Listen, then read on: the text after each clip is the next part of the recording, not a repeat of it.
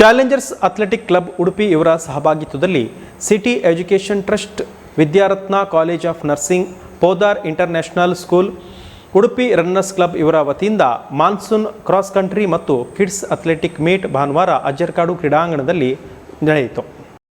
ಬಾಲಕ ಮತ್ತು ಬಾಲಕಿಯರ ಪ್ರತ್ಯೇಕ ವಿಭಾಗದಲ್ಲಿ ಮಕ್ಕಳ ಕ್ರೀಡಾಕೂಟ ಜರುಗಿದ್ದು 8 ವರ್ಷದ ವಯೋಮಿತಿಯ ಒಳಗಿನ 10 ವರ್ಷ, 12, 14 ಹಾಗೂ 16 ವರ್ಷದ ಒಳಗಿನ ಬಾಲಕ ಬಾಲಕಿಯರ ವಿಭಾಗದಲ್ಲಿ ವಿವಿಧ ಸ್ಪರ್ಧೆಗಳು ಜರುಗಿದ್ವು.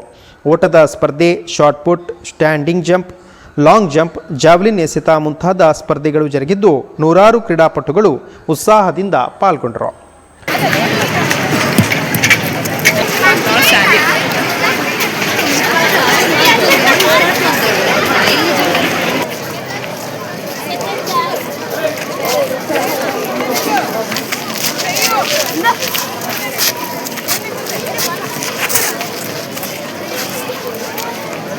Hello.